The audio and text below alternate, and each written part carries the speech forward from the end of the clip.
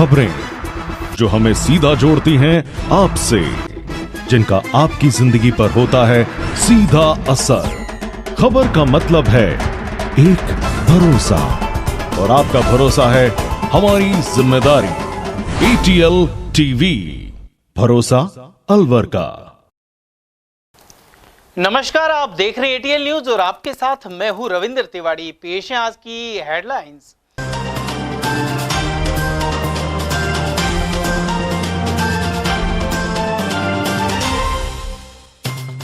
टीला खोदा तो प्रकट हुए मनमोहक श्री हरि विष्णु। कठुमर के तसई में प्राचीन प्रतिमा निकलने के बाद दर्शनार्थियों का लगा तांता। प्रतापगंज मोक्ष धाम में मृतक महिला की अस्थियां गायब होने से भड़का आक्रोश। पुलिस ने एक सफाई कर्मचारी को किया गिरफ्तार। उपभोक्ता भंडार दुकानों के निर्माण में खामियों की खुली पोल। बारिश का पानी भरने से हुआ खासा नुकसान। और सरकारी जमीन पर पूर्व सरपंच के अतिक्रमण पर चला बुलडोजर। बहादुरपुर में कार्रवाई के दौरान मौजूद रहा भारी जाब्ता। और अब जानते हैं खबरों को विस्तार से। अलवर जिले के कठुमर से 5 किलोमीटर दूर स्थित तसई गांव में टीले की खुदाई में मनमोहक श्री हरि विष्णु की प्राचीन मूर्ति निकली है। इसके बाद यहां दर्शन के लिए ग्रामीणों का तांता लग गया। कठुमर के तसई गांव का एक ग्रामीण अपने मकान निर्माण के लिए रोजाना की तरह पुराने टीले से मिट्टी खोद रहा था, लेकिन अचानक वह भाव विभोर हो उठा। टीले से निकली भगवान विष्णु की मनमोहक प्राचीन मूर्ति उसके सामने थी। इसके बाद बड़ी संख्या में ग्रामीण पहुंचे और नमन कर प्रसाद चढ़ाया। वहीं तहसीलदार RK यादव भी मौके पर पहुंचे। तसई के मूल निवासी भूमिदत्त शर्मा ने बताया कि ग्रामीण बल्लू राजपूत अपने मकान में भरत करने के लिए करीब 1.5 माह से पुराने टीले में JCB से मिट्टी खोद कर ले रहा था। 27 जून की शाम को वह जैसे ही मिट्टी को चारों ओर फैलाने लगा तो 3.5 फीट ऊंची और 2.5 फीट चौड़ी सलेटी रंग की एक शिला दिखी। उसे सीधा किया तो ग्रामीण हतप्रभ और भाव विभोर हो उठा, क्योंकि उसे श्री हरि विष्णु की प्रतिमा दिखाई दी। देखते ही देखते भगवान विष्णु के दर्शनों के लिए हजारों की संख्या में ग्रामीण उमड़ पड़े।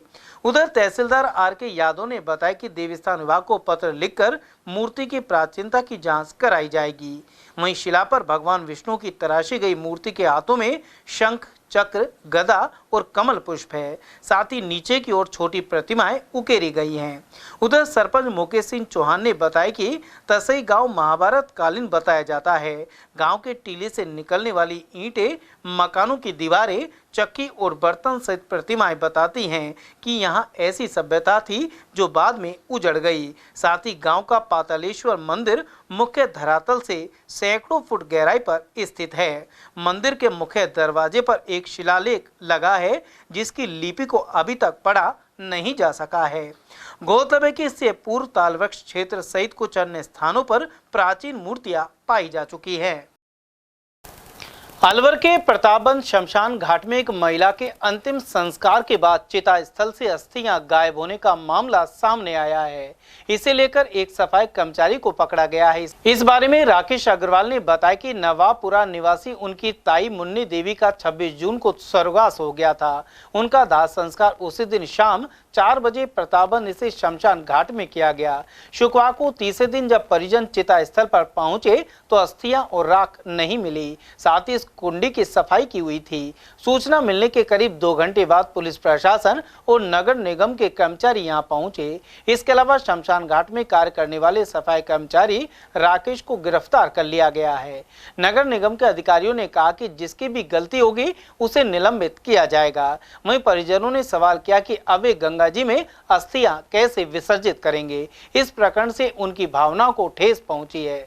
मेरी ताई जी का देहांत हुआ था 26 तारीख को। क्या नाम था? ताई जी का नाम मुन्नी देवी था, मुन्नी देवी सिंगल, और उनका देहांत हुआ था। उनका 4 बजे दाह संस्कार किया था। दाह संस्कार किया तो आज का तिया था, हम फूल चुनने के लिए आए थे। यहाँ आके देखा तो सफाई कर्मचारियों ने या किसने क्या किया है ये हमको मालूम नहीं है। तो यहाँ बिल्कुल सफाई मिली थी हमको, ना तो हमको फूल मिले ना यहाँ हमको भस्मी मिली। हमने प्रशासन को टेलीफोन किया, प्रशासन भी 2 घंटे लेट आके और हमसे ये कह रहा है कि हम इसके लिए कार्रवाई करेंगे, हम इसके लिए माफ़ी मांगते हैं। हमें आपसे भावना, आपकी जो भावना को ठेस पहुंची है उससे उससे हमें भी ठेस पहुंची है। लेकिन उनके ठेस पहुंचने से या क्या होता है, क्योंकि हमारा तो जो था मतलब जो गंगा जी में हमको विसर्जित करना था उसके लिए तो हमको कुछ नहीं मिला यहाँ। अस्थि भी नहीं मिली। अस्थि भी कुछ भी, यानी कि राख भी नहीं मिली यहाँ तो। बस में जो होती है वो भी नहीं मिला। प्रशासन की लापरवाही मानते हैं। हमने कोतवाली भी टेलीफोन किया, अपने इनको क्या नाम घनश्याम गुर्जर जी को टेलीफोन किया, उन्होंने स्टाफ भेजा था, स्टाफ ने आके नहीं बस यही कहा था कि सब कार्रवाई कर रहे हैं इनके खिलाफ। उसके बाद आयुक्त साहब को टेलीफोन किया, आयुक्त साहब ने भी वहाँ से टेलीफोन करके यही सांत्वना दी कि साहब हम कार्रवाई कर रहे हैं। तो उसको पुलिस वाले आए थे थोड़ी देर बाद, 1 घंटे 1.5 घंटे बाद, तो वो उसको गिरफ्तार करके ले गए। अब उसका क्या करेंगे, क्या गिरफ्तार किसको किया है? सफाई कर्मचारी रमेश को गिरफ्तार किया गया। तो यहाँ कोई गार्ड वगैरह का कोई व्यवस्था नहीं है, सीसीटीवी कैमरे नहीं है, कुछ भी नहीं है। यहाँ लापरवाही है जी। परसों हमारी ताई जी का देहांत हो गया था। हम शाम को दाह संस्कार कर गए थे प्रतापगंज में, और आज तीये की जो रीति रिवाज के साथ तीया होना था, हम तीये के लिए फूल चुनने आए थे। तो पूरी जो अग्नि जहाँ पे लगाई थी उन्होंने वो पूरा साफ मिला। तो यहाँ पे सफाई कर्मचारी से पूछा तो कहता है मैं तो तीया हो चुका था, जबकि हमने उससे पूछा किसने किया दिया, मैं फार्म दिखाता हूँ। फार्म दिखाया तो उसने 18 तारीख का फार्म, 24 तारीख का फार्म दिखाया। तो नहीं फार्म भरने का मतलब कुछ जवाब दे नहीं पाया, मुगालते में जवाब देता रहा। फिर हमको कचरे ढेर में ऐसा लगा कि शायद वो अस्थियाँ हैं पड़ी हैं। हाँ, ढेर में लग रही दिख रही है अस्थियाँ, फूल भी रखे हुए हैं, कोई फूल छोड़ के जाता नहीं, मेन फूल सब ले जाते हैं, सब फूल इसमें रखे हुए हैं। अब किसकी है ये अंदाजा नहीं लगा सकते, एक से ज़्यादा अस्थियाँ भी सब मतलब साफ कर दी होंगी इसने। हाँ, अवगत कराया, लेकिन अभी तो ऐसा कुछ कार्रवाई हुई नहीं है। नगर परिषद से कोई राकेश जी आए थे, वो हाथ जोड़ के चले गए, सब मैं अपनी गलती मानता हूँ। अब गलती मानने से हमारी भावना को ठेस तो मतलब शांति तो मिलेगी नहीं। मेरी माता जी का देवसान 26 तारीख को हो गया था, जिनका आज हम तिया करने यहाँ पे आए थे प्रतापगंज में। जब हम यहाँ पे आए तो हमने देखा कि पुलिस प्रशासन क्या है या क्या है क्या नहीं है, सफाई कर्मचारी ने बिल्कुल हमारे यहाँ पे से जो माता जी की अस्थियाँ होती है, हम जब चुनने आए थे फूलों को, यहाँ बिल्कुल नज़र नहीं आया हमको। और हम कम से कम 2 से ढाई घंटे हो गए, ना तो कोई प्रशासन यहाँ आने को वो हो रहा है, ना कोई देखने तक नहीं आया अभी तक कि क्या घटना हुई है, क्या है क्या नहीं हुई। मेरी घनश्याम जी भाई साहब से बात हो गई थी, मनोज जी है जो MLA साहब का पी है, उनसे बात हुई है, बनौरी भाई साहब से भी बात हुई है। तो उन्होंने कहा कि अभी थोड़ा रुको, अभी हो सकता है कोतवाल साहब आते हैं देखते हैं, लेकिन अभी तक कोई कार्रवाई नहीं हो पा रही। नगर परिषद वाले बोलते हैं, यहाँ पे एक इंस्पेक्टर आया था शर्मा जी, वो कहते हैं कि यहाँ वो नशे पत्ते में गलती से कर दिया होगा। अरे गलती से मेरे साथ हुआ, कल को किसी और के साथ भी हो सकता है। मानसून की पहली बारिश ने ही अलवर के सामान्य चिकित्सालय परिसर में उपभोक्ता भंडार की दुकानों के निर्माण की पोल खोल दी है। 5 महीने पहले बनी ये दुकानें पहली बारिश में ही पानी से लबालब हो गई। इससे लाखों का नुकसान हुआ है, वहीं कर्मचारियों को भी खतरा बना हुआ है। पेश एक रिपोर्ट। हालिया बारिश के चलते जिला अस्पताल की उपभोक्ता भंडार दुकानों में रखे स्कैनर, प्रिंटर, मॉनिटर और CPU सहित लाखों रुपए के इलेक्ट्रॉनिक आइटम खराब हो गए। साथ ही दवाओं की रैक में पानी भरने से भी नुकसान हुआ है। अस्पताल में क्रिटिकल केयर यूनिट के निर्माण के लिए उपभोक्ता भंडार की 4 एलोपैथिक और 1 आयुर्वेदिक दुकान को बंदी वार्ड के पास शिफ्ट किया गया था। अस्पताल प्रशासन ने इसके लिए पहले टीन के 5 कैबिन बनाए थे, लेकिन दुकानों में ड्रग लाइसेंस जारी होने में दिक्कत आने पर बाद में 5 दिन में ही 5 पक्की दुकानों का निर्माण करा दिया। लेकिन आनन फानन में करवाए गए अव्यवस्थित निर्माण का नतीजा है कि एक ही बारिश में दुकान लबालब हो गई। उधर इन दुकानों में लगे कंप्यूटर और प्रिंटर, स्कैनर आदि में ही दवाओं एवं बिल आदि पूरा रिकॉर्ड मौजूद है। ऐसे में इन उपकरणों के खराब होने से पुराना रिकॉर्ड भी नष्ट हो सकता है। वहीं दुकानों के कंप्यूटर और प्रिंटर आदि खराब होने से शनिवार को दूसरे दिन भी दवाओं के बिल नहीं काटे जा सकेंगे। ऐसे में दवा लेने आए मरीजों को वापस लौटना पड़ सकता है। संचालन से जुड़े सुभाष चंद्र शर्मा के अनुसार जल्दबाजी में बनी इन दुकानों में निर्माण सामग्री की गुणवत्ता पर भी कोई ध्यान नहीं दिया जा रहा। ऐसे में यहां काम करने के दौरान भी खतरा रहता है। दुकान पर मौजूद कर्मचारियों के अनुसार बारिश से बार बार भारी नुकसान होता है। यहां दवाओं की स्ट्रिप में भी पानी भरा हुआ था। साथ ही कई आयुर्वेदिक दवाएं तो सीलन आने से तुरंत खराब होती हैं। इसके अलावा इस दुकान के ऊपर लगी हुई पट्टी भी टूटी हुई है, जिसके गिरने का अंदेशा है।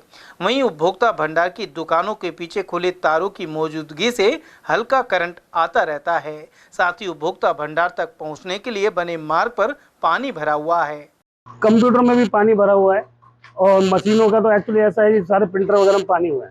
अभी तक स्टार्ट नहीं किए हुए हैं। अभी 3 दिन पहले भी पानी भरा था, जो हमने अधिकारियों को दिखा चुके हैं। इनको अधिकारियों को दिखाने के बाद भी हम गए वहाँ मिलने PMO साहब के पास, तो उन्होंने आश्वासन दिया कि आपका कल परसों तक काम हो जाएगा।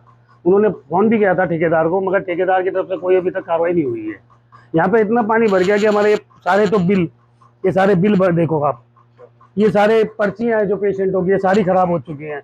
आज ये प्रिंटर और ये मॉनिटर ये दोनों नहीं चल पा रहे, इसमें स्क्रीन पे भी पानी आ चुका है। पट्टी में, मेरी पट्टी के आगे हिस्से में जहाँ मैं बैठा हुआ हूँ, मेरी कोई गारंटी नहीं है कि ये कब गिर जाए। इस पट्टी के ऊपर मसाला तलाक भी नहीं लगा रखा, जिसमें आप ओपन देख सकते हो, पट्टी ऊपर से छत ओपन दिख रही है। दवाइयों को तो एक्चुअली ऐसे मेरे शीशियाँ वगैरह हैं, मगर जो भी है डब्बियों में है वो दवा सील पकड़ गई।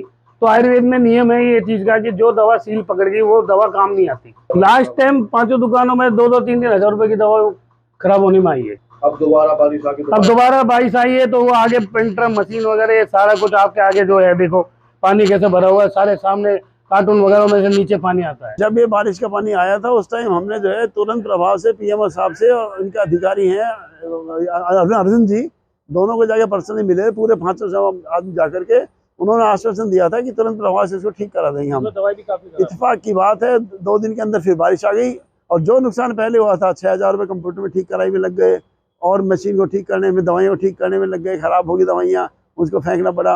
दोबारा वही स्थिति आज फिर आ गई। अब इसको दोबारा ठीक कराएंगे तो पता लगा कितने पैसे का नुकसान हुआ हमारा।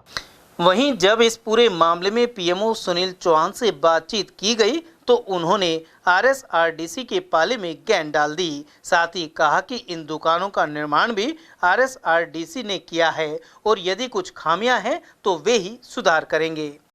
ये जो दुकानें हैं ये आरएसआरडीसी द्वारा बनाई गई थी और ये टेम्परेरी बेसिस पे बनाई गई थी और उसमें कोई खामी है तो उनको हमने उसी समय तुरंत, जब हमारी जानकारी में आया था, बोल दिया गया था। तो आरएसआरडीसी को हमने पहले भी बोला था, आज दोबारा से उनको कह दिया गया है इस काम को तुरंत करा के और सूचित करें। और अभी आपने देखा होगा कि आपके सामने भी उनका फ़ोन आ गया था, उन्होंने कहा था कि हम इस पर कर रहे हैं, ठेकेदार वहाँ पे जा रहा है और काम कर रहा है। वो आरएसआरडीसी जो कंपनी है जिसने बनाई है, कनेक्शंस दिए हैं, तो वो सारी चीज़ें वो देख लेंगे और उनसे मैं ये चाहूँगा कि दुकान वाले भी उनसे कोऑर्डिनेशन करें, आपस में बात करें, भैया आपने बनाई थी, कैसे बनाई है। और जब इन्होंने लिया था तब भी इनको खुद को भी चेक कर लेते हैं, अपने किसी मकान में जाते हैं, हम चेक करते हैं कि हमको यार ये कमी मिल रही है तो इसको हम ठीक करा लें, तो भैया ये ठीक नहीं किया है। तो इस तरीके से हमको आपसी कहते हैं सामंजस्य से ये जल्दी से जल्दी काम हो सकता है और ये हो जाएगा। कूलर में कोई करंट नहीं है, वो चेक करा लिया गया है और बिल्कुल ठीक है और उसको हटा भी रहे हैं। दूसरा जो रास्ता है वो ठीक करने के लिए हमने पहले भी इनसे कहा था आरएसआरडीसी से, और आज भी आपके सामने भी वार्तालाप हुई है उनसे, तो वो कह रहे हैं कि हम इसको जल्दी ही ठीक कर देंगे, पूरे रास्ते को ही सुगम बना देंगे। उधर आरएसआरडीसी के अधिकारी मनोज श्रीवास्तव का कहना था कि दुकान निर्माण के लिए सरकार या अस्पताल प्रशासन से कोई भी राशि प्राप्त नहीं हुई थी। साथ ही ठेकेदार के जरिए बनी इन दुकानों को लेकर रही कमियों को दुरुस्त किया जाएगा। कुल मिलाकर दुकानों के भीतर तक बारिश का पानी भरना निर्माण में रही कमियों की ओर इशारा करता है और इन्हें जल्द सही किए जाने की जरूरत है। बहादुरपुर में सरकारी जमीन पर पूर्व सरपंच इंदु शेखर दीक्षित द्वारा वर्ष 2015 से किए गए अतिक्रमण पर आखिरकार बुलडोजर चल गया। उप तहसील के सामने इस अतिक्रमण को नगरपालिका प्रशासन ने ध्वस्त कर दिया। इस कार्रवाई में अलवर तहसीलदार तनु शर्मा मौके मजिस्ट्रेट के रूप में मौजूद रही। साथ ही नगरपालिका ईओ पंकज कुमार मंगल और नायब तहसीलदार सपना मीणा की उपस्थिति रही। विरोध की आशंका के चलते भारी पुलिस जाब्ता भी मौजूद रहा। इस अतिक्रमण को ध्वस्त होते देखने के लिए बड़ी संख्या में लोग एकत्र हुए। साथ ही उन्होंने कहा कि 9 साल पुराने अतिक्रमण को आखिरकार भजनलाल सरकार ने हटाया है। क्षेत्र की उप तहसील बहादुरपुर के जो ऑफिस के सामने वाली ज़मीन पर अवैध अतिक्रमण कर रखा था बाउंड्री बनाकर, जिसको आज नगरपालिका और राजस्व विभाग की टीम ने चिन्हित कर अतिक्रमण हटाने की कार्रवाई की। अतिक्रमण हटाकर सरकारी इसकी फेंसिंग करवाएंगे और सरकारी स्वामित्व में इसको लिया जाए। अतिक्रमणी कौन है उसके बारे में थोड़ा बता दीजिए। अतिक्रमणी का जो नाम जो नोटिस में जाहिर हुआ है वो इंदु दीक्षित है। अलवर शहर के ट्रांसपोर्ट नगर निवासी महिला के साथ छात्र ने फर्जी एडीजी बनकर ठगी का प्रयास किया। महिला कुंती अग्रवाल ने बताया कि उसके पास व्हाट्सएप कॉलिंग से इस छात्र का फोन आया जो खुद को पुलिस का एडीजी बता रहा था। इन्होंने महिला से कहा कि कोटा में मेडिकल छात्रा उनकी पुत्री प्रज्ञा अग्रवाल को उन्होंने धोखाधड़ी के मामले में गिरफ्तार किया है। साथ ही इस बदमाश ने जमानत करवाने की बात कहकर 35,000 रुपए मांगे, लेकिन इसके बाद महिला को पता लग गया कि यह फर्जी कॉल थी। बाद में उन्होंने गूगल पर सर्च किया तो इस छात्र ने मनीष शर्मा एडीजीपी की डीपी लगा रखी थी। अब पुलिस पूरे मामले की जांच पड़ताल कर रही है। देखो, मैं कुंती अग्रवाल एनईवी एक्सटेंशन से हूँ, भारतीय परिवार की सदस्य हूँ। और परसों मेरे साथ में एक ऐसा हुआ कि कॉल आया, व्हाट्सएप कॉल, तो उस पर एक डीपी लगी हुई थी पुलिस वाले की।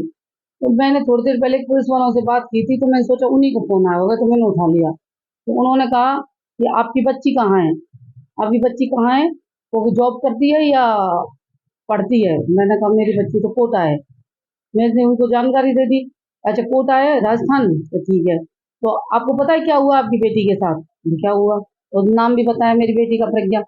तो मैं एकदम घबरा गई। क्या हुआ आप बताओ पहले सारी चीज़, पहले वो बताओ क्या हुआ मेरी बेटी के साथ। आपको पता है, वही हम बताने जा रहे हैं कि आपकी बेटी को हमने अरेस्ट कर लिया है और 4 लड़कियां और साथ में, उन्होंने किसी वकील को एक बहुत बड़े उसमें फंसा दिया और उनसे 4 लाख रुपए लूटने के उसमें वो फंस गई है।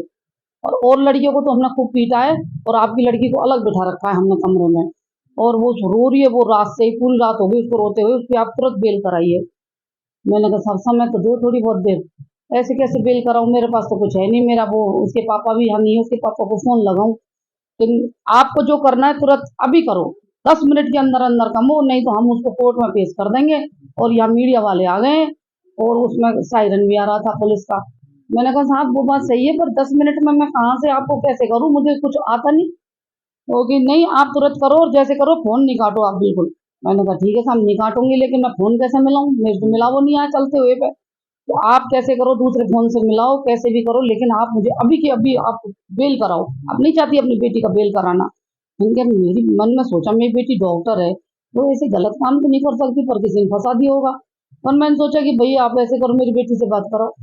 उन्होंने मेरे को ऐसे बात नहीं करा सकते। मैं साहब जब तक बात नहीं कराओगे कैसे समझूंगी मेरी बेटी है। उन्होंने कहा ठीक है आपको हम बात करा देते हैं। उन बात कराई तो एकदम उसकी आवाज, अब वो कौन की, मैं तो एकदम उसी की आवाज लगी मुझे। तो मैंने कहा तुम मेरी बेटी रो रही है, मैं उसको कह रही नहीं तू चुप रहे, मैं आ रही हूँ, अभी तेरी बेल करा देती हूँ मैं, हाथों हाथ, घबराए मत। मैं उसको ऐसे कहती रही। फिर मैंने उसको ऐसे भी कहा कि भाई साहब ऐसे तो बेल कैसे कराऊं, आप रुको। अब मैंने कहा उसको म्यूट कर दिया। मैंने सोची इसको म्यूट कर दूं, मैं उसके पापा को फोन लगाऊं, काटूं तो नहीं।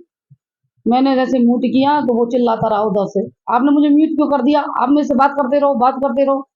मैंने तो उसको म्यूट ही रखा। फिर कितने पैसे की मांग की? 35,000 रुपए की। 35,000 की आपको है ना, तुरंत अगर अभी बेल करानी है तो 35,000 रुपए लगेंगे, और बाद में आप थोड़ी भी लेट होए तो पैसा ज्यादा लगेंगे। मैंने कहा 35,000 ही तो लगेंगे, अभी मैं 10 मिनट का टाइम दे दो, अभी करा दूं बेल। कौन था वो कॉल करने वाला? पता नहीं कौन था, नाम तो उसने बताया नहीं। कैसे? पुलिस वाला बन रहा था। पुलिस वाला? हाँ। क्या आपने आपको क्या बता रहा था? वो अपने आप को वो पुलिस कंट्रोल रूम से बता रहा था, कोतवाली से। बता रहा था? नहीं ना, ऐसे तो कुछ नहीं बताया। ऐसे काम पुलिस थाने से बोल रहे। पुलिस कौन थाने से बोल रहा था? अब ऐसे मैंने पूछी, जब नहीं बताई फिर बहुत देर पीछे गई, हम कोतवाली से बोल रहे हैं। आप थाना तो बताओ। मैंने मेरी बहुत जानकारी है, मैं अभी बेल करा दूंगी मई की मई, आप मुझे थाना बता दो। थाना नहीं बता सकते आप, अल्लाह कर दोगे, ये कर दोगे। मैं साहब अल्लाह कहाँ से कर देंगे, हम तो अलवर रहे, लाली हमारी कोटा है, तो अल्लाह कहाँ से करेंगे। क्या नाम है आपकी बच्ची का? मेरी बच्ची का प्रज्ञा अग्रवाल, डॉक्टर प्रज्ञा अग्रवाल। क्या किसी को? वो अभी ENT में PG कर रही है, फर्स्ट ईयर है। हाँ। आपका नाम क्या है? मेरा नाम कुंती अग्रवाल। फिर उसने ना वो जैसे हमने और फोन लगाया तो मेरी बेटी ने, ये छोटी वाली आ गई मेरी आवाज सुन के, तो इसने उसको कहा मम्मी मैं उसको फोन लगाती हूँ। इसने फोन लगा दिया तो एकदम उसने फोन उठा लिया, वो बात करने लग गई। मैं समझ गई ये तो मेरे साथ कोई फर्जीवाड़ा हो रहा था, ये तो ये रही। फिर मैंने उसको फोन काट दिया। फिर उसने फिर दोबारा मुझे फोन करके अकड़ा, मैं उसको गालियां दी अच्छी खासी। तो थाने में आपने शिकायत दी? हाँ, 100 नंबर पे शिकायत दर्ज करा दी है मैंने। उसको नंबर भी दे दिए, जो दूसरे नंबर उसने मुझे दिए थे ना कि इस पे मेरे पैसा डाल देना, वो भी मैंने थाने में उसमें करा दिए 100 नंबर पे। हाँ, तो मैं तो यही कहना चाहूंगी सब लोगों को कि सतर्क रहें इस तरीके से, और सबको ये बताते रहें कि कोई किडनैप नहीं है, और किडनैप और अरेस्ट हो जाए तो इस तरीके की कोई बेल नहीं होती है। और वो जो डीपी लगा रखी थी वो थे मनीष शंकर शर्मा एडीजीपी, बहुत बड़े अफसर थे जिनकी वो डीपी लगी हुई थी। सर्च करने के बाद पता चला। बगड़ तिराहा थाना क्षेत्र में कुछ लोगों ने हमला कर एक ग्रामीण को जख्मी कर दिया। इसे अलवर जिला अस्पताल लाया गया है।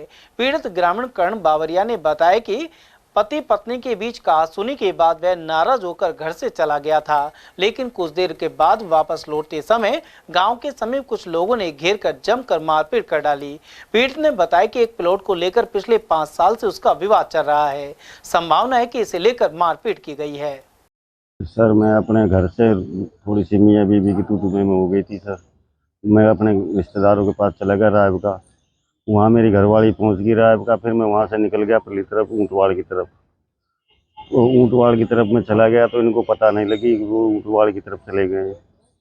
फिर मैं शाम को वहाँ से 7 बजे 7:15 बजे करीब वापस लौट रहा था अपने घर के लिए। तो आगे रास्ते में मुझे 6-7 लड़के मिले जाति समेत। उन्होंने मुझे रोका, तलाशी ली, मेरे 400-500 रुपये मेरी जेब में थे वो निकाल लिए और मुझे पीटा। फिर वहाँ किसी ने पुलिस के पास फ़ोन किया, बगड़ तिराहे से पुलिस आई 12-12:30 बजे।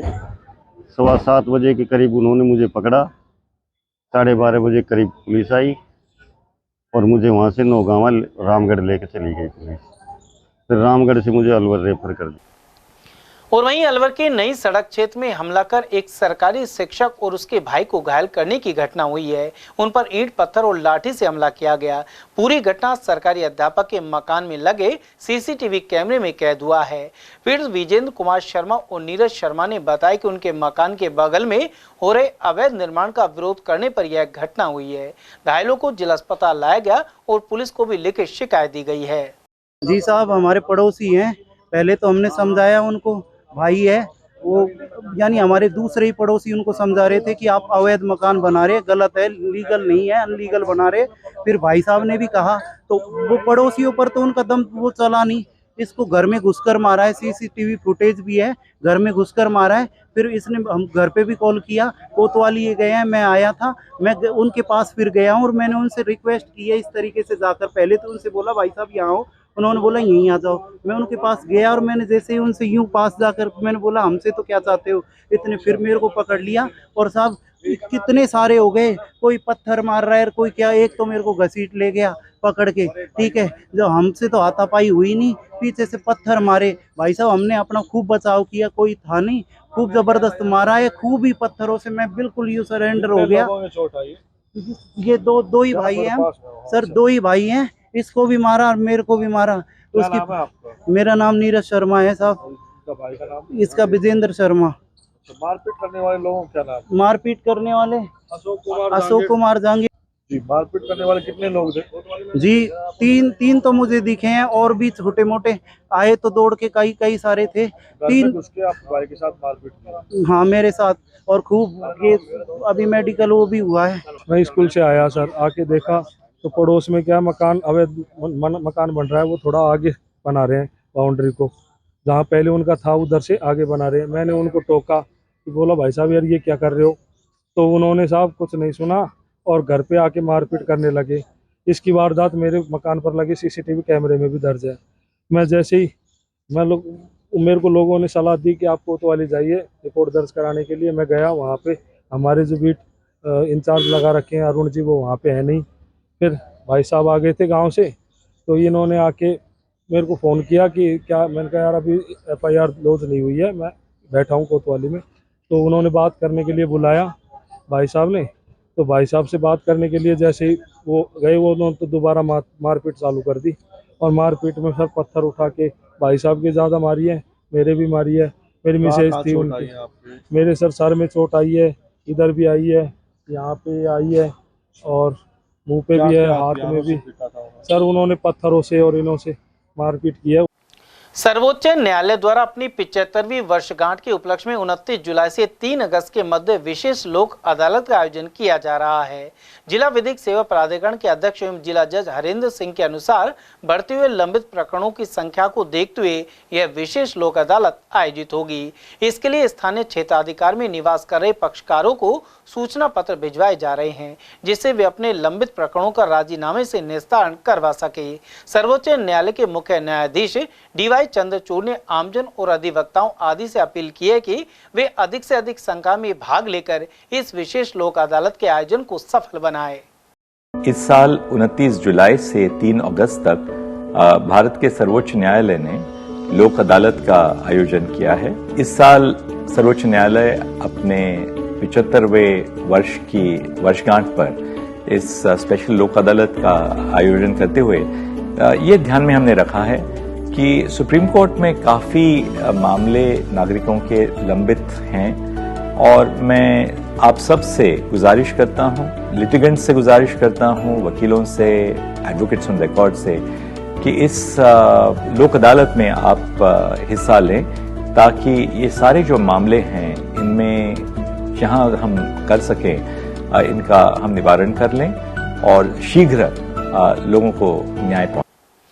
अलवर में अवैध रूप से चल रही कोचिंग संस्थानों के खिलाफ मान्यता प्राप्त शिक्षण संस्थान संघ ने जिला कलेक्टर को ज्ञापन सौंपा है। संगठन से जुड़े सुनील बिलखा ने बताया कि अलवर में ऐसे कई अवैध विद्यालय एवं कोचिंग संस्थाएं चल रही है जिनकी कोई भी मान्यता नहीं है। इसके बावजूद वे कक्षा 6 से 12 तक कोचिंग चला रहे हैं। ऐसे में उन्होंने मिली भगत की भी आशंका जताई, साथ ही जिला कलेक्टर आशीष गुप्ता से कार्रवाई की मांग की है। मान्यता प्राप्त शिक्षण संस्थाएं, जैसा कि नाम से प्रतीत होता है कि मान्यता ये गवर्नमेंट के द्वारा दी जाती है और आज मान्यता प्राप्त शिक्षण संस्थान अपने आप को ठगा सा महसूस कर रहे हैं कि हमने मान्यताएं ली ही क्यों, क्योंकि अगर हमने मान्यता ली है तो हमें रूल एंड रेगुलेशंस को फॉलो करना पड़ेगा, जबकि अगर मान्यता नहीं लेते तो आज हम ये सोच रहे हैं कि शायद हम लोग ज़्यादा अच्छे रहते, क्योंकि हमारे ऊपर कोई रूल एंड रेगुलेशंस नहीं होते। हम छुट्टी के टाइम भी स्कूल चला सकते थे, हम लोग शाम को भी चला सकते थे, बिना किसी रिकॉर्ड के हम स्कूल चला सकते थे, बिना भवन सुरक्षा के हम स्कूल चला सकते थे, बिना बिल्डिंग के हम चला सकते थे। तो जब सरकार ने हमें एक नियम बनाकर मान्यता दी तो हम पर इतने सारे कानून उन्होंने लगाए हैं। तो बस सरकार से इतना सा ही जानने के लिए हम यहाँ पर आए हैं कि क्या केवल ये मान्यता लेने के लिए या जिन्होंने ली है उन्हीं के लिए नियम है क्या, और यदि उनके लिए नियम है तो फिर ये अनैतिक कार्य, ये अनैतिक विद्यालय क्यों चला रखते हैं। निश्चित तौर पर इसके पीछे बहुत बड़ा एक गिरोह है जो कहीं ना कहीं, मैं खुले में कह रहा हूं, कहीं ना कहीं प्रशासनिक अधिकारी उससे मिले हुए हैं और उनसे किसी न किसी तरह की वो वसूली कर रहे हैं और वो उसी का कारण है कि हम पर नियम लगाए जाते हैं, हम लोगों को रोका जाता है, हम लोगों को प्रताड़ित किया जाता है। अगर हम एक्स्ट्रा क्लास भी लगाते हैं तो हम लोगों को इस तरह से हमारे ऊपर कार्रवाई की जैसे हमने बहुत बड़ा कोई गुनाह किया हो। लेकिन दूसरी तरफ ये टोटल, इनका कोई समय नहीं है, कोई मान्यताएं नहीं है। बारंबार नामजद हम लोगों ने इनकी शिकायतें दी हैं डी ऑफिस के अंदर, जिससे ये प्रतीत होता है, और शिकायतें भी हुई हैं, जिसका एक बहुत बड़ा उदाहरण अभी नारायणा ग्रुप का मिला है और उस पर कार्रवाई हुई क्योंकि वो एक बड़ा ग्रुप था। लेकिन ऐसे हजारों की संख्या में अलवर शहर के अंदर कोचिंग चल रही है। हमारे प्रबुद्ध जो हमारे पत्रकार हैं वो भी इस मुद्दे को बार बार उठाते रहे हैं, लेकिन ना जाने क्यों प्रशासन के, हमारे जो शिक्षा अधिकारी हैं, उनकी आंखों पर इन लोगों ने पैसे की, हो सकता है मुझे नहीं मालूम क्योंकि मेरे पास कोई प्रूफ नहीं है, जिस दिन प्रूफ आएगा हम वो भी दे देंगे, कोई पैसे की कोई पट्टी इन्होंने बांध दी है जिसके कारण इन्हें दिखाई नहीं देता इन लोगों ने जिस तरह से अवैध विद्यालय चला रहे। शादी की 50वीं वर्षगांठ पर अलवर के एक दंपति ने 50 पौधे रोप अनूठी मिसाल पेश की है। आमतौर पर लोग शादी की सालगिरह पर केक काटकर पार्टी देते हैं, वहीं कुछ लोग सार्थक कार्यों को अपनाते हैं। इसी कड़ी में नयावास निवासी मनहरण सिंह तंवर ने 50वीं वैवाहिक वर्षगांठ के उपलक्ष्य में 50 पौधे अलग अलग जगह लगाए। वहीं गौशाला में सौमणी करने के साथ ही रावण पाठ एवं विवेकानंद नगर स्थित हनुमान मंदिर में प्रसाद वितरण किया। उन्होंने पूर्व में विवेकानंद नगर स्थित हनुमान मंदिर में श्रीमद् भागवत कथा का आयोजन भी किया था और मंदिर में राम दरबार की स्थापना भी करवाई। आज हमारी शादी की 50वीं सालगिरह होने के कारण एक ये काम किया कि पेड़ पौधे लगाए हैं और उसके अलावा गायों को चारा खिलाया है। और पास में ही जहाँ विवेकानंद नगर में जो हनुमान जी का मंदिर है उसमें अपनी 50वीं वर्षगांठ के ऊपर, शादी की वर्षगांठ के ऊपर हमने भोग लगाया हनुमान जी में का, और कम से कम सैकड़ों भक्त यहाँ आए और उनको प्रसाद वितरण किया, जो कि सफलतापूर्वक चला। और नई पीढ़ी को क्या संदेश देना चाहते हो आप? नई पीढ़ी को ये संदेश देना चाह रहे हैं कि जो आप केक वगैरह या पश्चिमी सभ्यता की ओर जा रहे हैं, उससे हटकर भगवान की तरफ जाएं, ताकि श्रद्धा बढ़े और ये भगवान का जो कार्य हो रहा है या पेड़ लगाएं ताकि वर्षा पूर्ण से आ सके। न्याय के देवता शनिदेव 29 जून की रात्रि 12:40 से वक्री होंगे, यानी टेढ़ी चाल से चलना शुरू करेंगे। वे 29 जून से 15 नवंबर तक वक्री रहेंगे। स्कीम 10 निवासी पंडित यज्ञदत्त शर्मा के अनुसार शनिदेव अपनी मूल त्रिकोण राशि कुंभ में विराजमान है। उन्होंने वर्षा के श्रेष्ठ योग की संभावना की व्यक्त की है।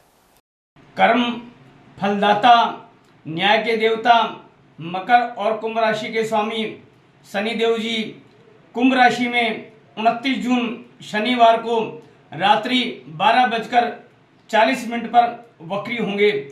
शास्त्रोक्त वक्री का अर्थ होता है उल्टी चाल से चलना। शनि महाराज 29 जून से 15 नवंबर तक इसी दशा में वक्री रहेंगे। शास्त्रों में शनि को न्याय का देवता भी माना गया है। यह जातक को अर्थात यह व्यक्ति को अपने कर्म के अनुसार फल प्रदान करते हैं। इस समय शनि अपनी मूल त्रिकोण राशि कुंभ राशि में विराजमान है और इस साल पूरे साल अर्थात 2024 में शनि कुंभ राशि में ही रहेंगे। शनि की चाल, शनि का भाग्य, शनि वक्री, मार्गी, ढैया व साढ़े साथी का अनुकूल और प्रतिकूल प्रभाव सभी राशियों पर पड़ता है, ऐसा शास्त्रों की मान्यता है। शनिदेव के अनुकूल प्रभाव से मनुष्य के जीवन में धन दौलत, मान सम्मान, सुख समृद्धि, पद प्रतिष्ठा, पीड़ा निवारण इत्यादि सभी तरह के सुखों की प्राप्ति होती है। लेकिन यदि शनि प्रतिकूल स्थिति में हो तो व्यक्ति को हर प्रकार की परेशानियों का विशेष सामना करना पड़ता है। शास्त्रोक्त शनि तुला राशि में उच्च के होते हैं, जबकि मेष राशि में नीच के माने गए हैं। मेष, कर्क, सिंह और वृश्चिक राशि शनि की शत्रु राशि है। शुक्र इनका सबसे अच्छा मित्र अर्थात दोस्त माना गया है। कुंभ राशि शनि की मित्र राशि मानी गई है। शनि के वक्री होने के कारण 29 जून से वर्षा के श्रेष्ठ योग बनेंगे और इस साल वर्षा के अच्छे योग रहेंगे। वहीं यह भी मान्यता है कि शनि के दुष्प्रभाव को दूर करने के लिए, शनि को प्रसन्न करने के लिए श्री शनि चालीसा के पाठ करने चाहिए। वहीं शनि के बीज मंत्र की माला की जाप करनी चाहिए। पीपल में जल चढ़ाना चाहिए और पीपल में तिल्ली का तेल चढ़ा करके शनि मंदिर में काली वस्तु या नीली वस्तु का दान करना चाहिए, जिससे शनि महाराज प्रसन्न होकर के सुख समृद्धि और धैर्य ऐश्वर्य का विशेष आशीर्वाद प्रदान करते हैं। समाचार में वक्त तो चला छोटे से ब्रेक का, बने रहिए एटीएल टीवी के साथ। इतनी कड़ी मेहनत क्यों पापा? बेटा इतनी मेहनत इसीलिए ताकि सबको खाना मिल सके, किसी पे कोई मुसीबत ना आए। पर अगर आप पे मुसीबत आ गई तो? क्षेमा सुकृति फसल बीमा, कॉल करे और कराए 100 से भी ज्यादा फसलों की बीमा 499 रुपए प्रति एकड़ में। हीरे, सोने, चांदी के जेवरातों के विक्रेता दुर्गा प्रसाद सुनील दत्त ज्वेलर्स, बजाजा बाजार, Alwar.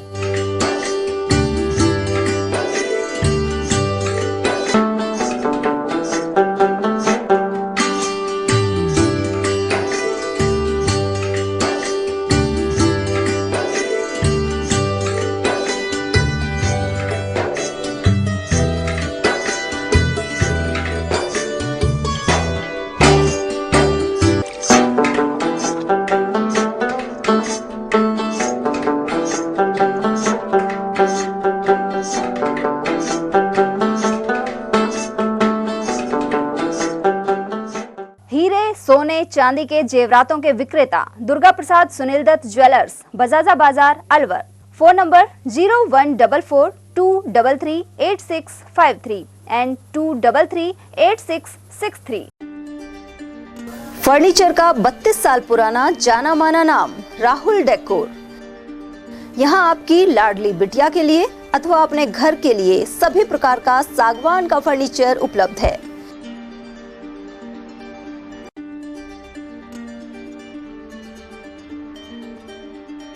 Double bed, dressing table, sofa set, सागवान एवं कपड़े वाले तथा सेंटर टेबल, भट्टी कलर, स्टील अलमारी, ब्रांडेड एवं सॉफ्टी फोम के गद्दे आपकी नाप तोल से बनाए जाते हैं।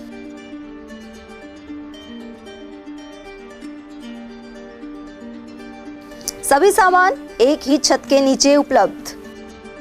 हमारा पता है अलवर बोर्ड, जैसवंत तिराहे से पहले, कटी घाटी, अलवर।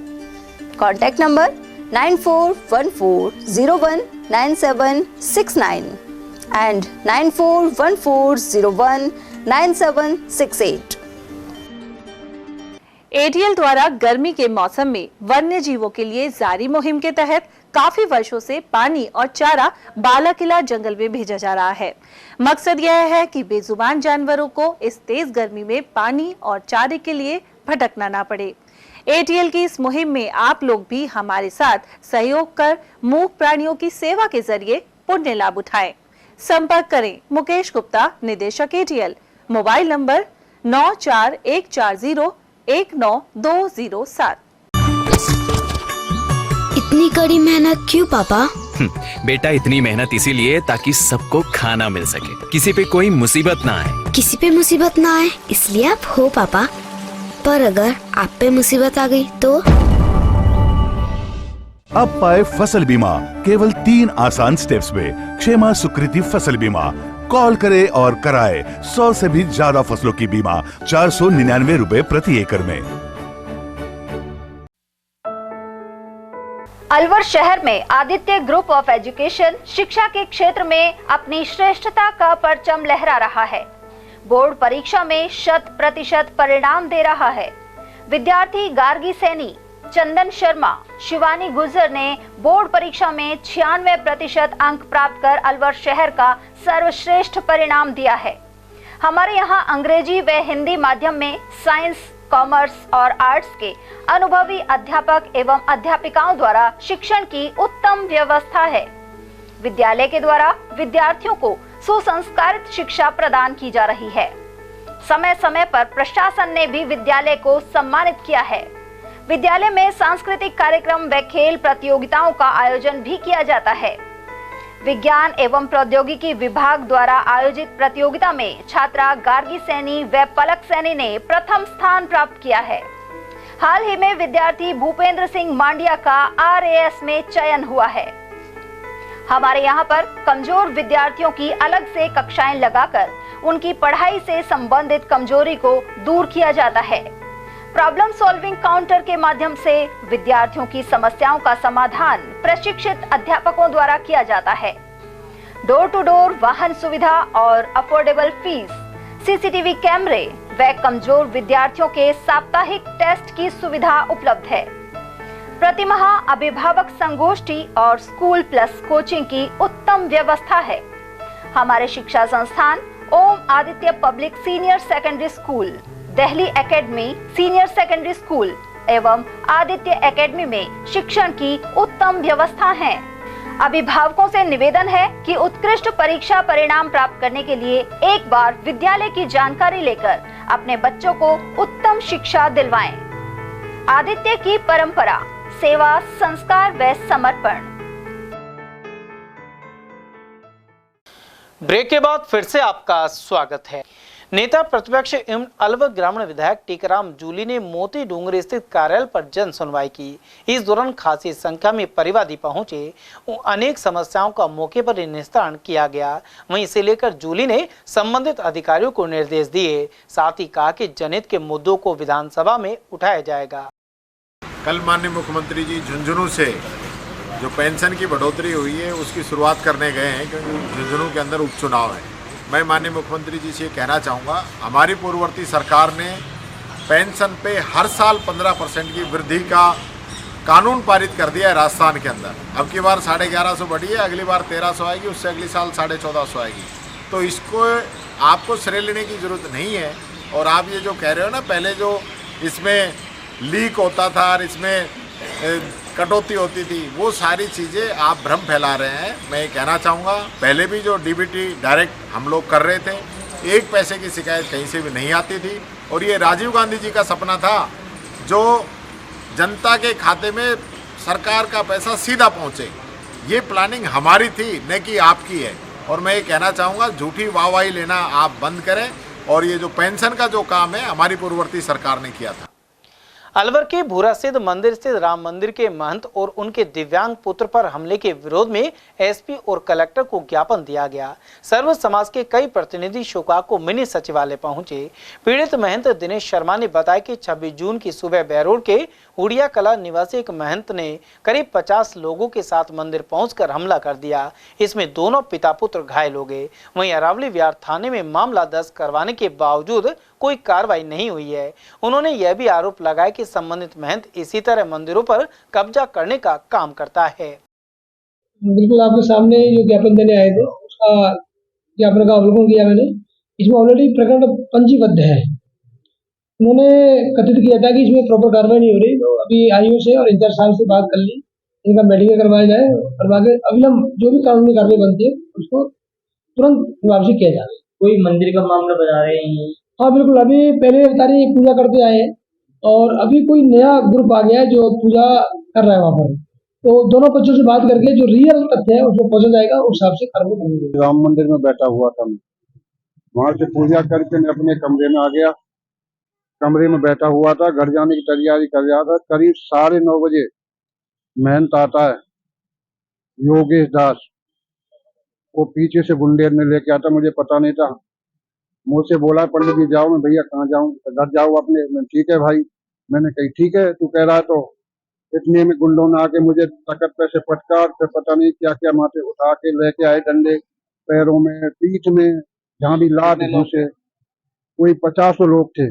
उनका विवाद चल रहा है राम मंदिर पर कब्जा करने के लिए। वो महंत को 5 साल हुई महंत बने, मैं तो 9 साल से पहले से ही डंडा लाठी से मारे साहब। हम तो और कुछ दिखाई दिया नहीं, मैं झूठ बोलूंगा नहीं, मैं तो राम सेवा करता हूँ। यहाँ आप कलेक्टर साहब के पास आए, इनकी शरण आए, कलेक्टर साहब की कुछ कर दे तो कृपा। उधर सैनी महासभा से जुड़े मुन्नालाल सैनी सहित मीणा समाज के शहराध्यक्ष ब्रजेश मीणा ने भी हमलावरों के खिलाफ सख्त कार्रवाई की मांग की है। ये मंदिर हमारे भाई साहब श्री यादराम जी जस्टिस YR मीणा साहब ने बनवाया था। ये 91 में इसकी स्थापना हुई थी। उसके बाद में अनेक पुजारी इसमें पूजा करता है। प्रेजेंट पुजारी बेचारा 9 साल से पूजा कर रहा है और इस पे कब्जा करने की नियत से महंत योगेश दास यादव ने इस पे कब्जा करने के लिए हमारे जो पुजारी 9 साल से इस पे पूजा कर रहा है उसको 10-20 गुंडों से, बल्कि 60-70 गुंडे थे, उनके साथ आके इनकी पिटाई करी है। और इसके विकलांग बेटे के साथ और इनके साथ हाथापाई करके इनको जो है वहां से भगा दिया। ये भाग के मेरे पास आए, सर मुझे ऐसी हालत में मैंने देखा है इनको, तो मुझे बड़ा दुख हुआ। मैं इनको एसपी साहब के पास ले गया। एसपी साहब के पास ले जाने के बाद में एसपी साहब ने SHO को लिखा अरावली बिहार को। अरावली बिहार SHO के पास हम गए, FIR दर्ज कराई। उसके बाद में उन्हें हमारे साथ 4 पुलिस वाले भेजे। मैं पंडित जी के साथ और हमारे राधे जी जो ट्रस्ट के मेंबर हैं वो गए थे, 4-5 आदमी गए थे पंडित जी को छोड़ने के लिए। जब हम छोड़ने गए तो उन्होंने तो वह सारा साहब के नाम की, इज्जत साहब के नाम की प्लेट हटा दी, नए अपने बोर्ड लगा दिए और वो तो लाठी पर्ची सरिये लेकर हमारे ऊपर अटैक करने को तैयार हो गए। पुलिस वापस भाग गई। पुलिस की देख रेख में सारा काम हो रहा है। पंडित जी को हमने उससे रिपोर्ट कराई थी तो उन्होंने मेरे खिलाफ रिपोर्ट करा दी, सब मुझे मारने आए। पुलिस मिली हुई है, पुलिस उनसे मिली हुई है और वो जो है मेरे खिलाफ रिपोर्ट कराई थी। उसके बाद में मैंने फिर उसके खिलाफ रिपोर्ट कराई, लेकिन कोई एक्शन नहीं हो रहा अभी तक। अभी एसपी से मिलने आए हो? अभी हम जो है एसपी साहब से मिलेंगे, कलेक्टर साहब से भी दोनों मिलेंगे। और ये यादव और आपके सैनी समाज, सैनी समाज, ब्राह्मण समाज और मीणा समाज, तीनों समाज एक होकर इस लड़ाई को लड़ रहा है। और हम ये कह रहे हैं कि कल को ऐसा नहीं हो कि अलवर शहर का प्रशासन का भी परेशान होता रहे। हमारा भी 13 तारीख को महाराज जी की वो निकलती है झांकी, तो उसके लिए महाराज जी ने हमको पाबंद कर दिया कि आप झांकी लेके यहाँ नहीं आओगे। तो हम प्रशासन से मिला, प्रशासन से मिलकर इनका स्टे तोड़वाया पहले महाराज जी का, और महाराज जी मिलने के बाद हमने झांकी निकाली। झांकी निकालने के बाद में हमारा महाराज जी के कमरे बने पड़े 2-3 वहाँ, उनका भी बीजक फोड़ दिया बीजक महाराज जी ने। और गुंडागर्दी से क्या कि गुजरों को छोड़ रखे महाराज जी ने, उन्होंने खिलाते पिलाते। महाराज जी के जो पिताजी जी महाराज है, उनके महाराज जी जो है वो योगेश यादव। फिर क्या हुआ? और जबरदस्ती इस पे कब्जा किया गया, उनके पर चद्दर भी नहीं गिरी उनकी, रायगढ़ महाराज में इनकी चद्दर भी नहीं जड़ी, क्योंकि सबसे बड़ा मंत्र होता है रायगढ़ महाराज वो नाम मंत्र था। उनको भी इन्होंने पिस्टल लगा दी उस टाइम, चद्दर गिरी थी उस टाइम उनके, उनको दबा भगा दिया। उनका भी केस चल रहा है इसके ऊपर खिलाफ। वो महात्मा माने, इसको संत नहीं मानते इसको। गुंडा प्रवृत्ति का आदमी है, तो सब गुंडे रख रखे। हाँ, केस चल रहे हैं कई। हमने तो इसलिए कहा कि गुंडागर्दी कर रहा है, जबरदस्ती उसमें कब्जा कर रहे हैं। हमारे संस्था में जो कमरा बना रखे हैं महाराज ने, मोहनदास जी ने 5-7 रोज पहले क्या है, नया भोरा सिद्ध मंदिर पर कुछ असामाजिक तत्वों ने हमारे जो पुजारी साहब हैं और उनके बेटे, उनके साथ मारपीट की है।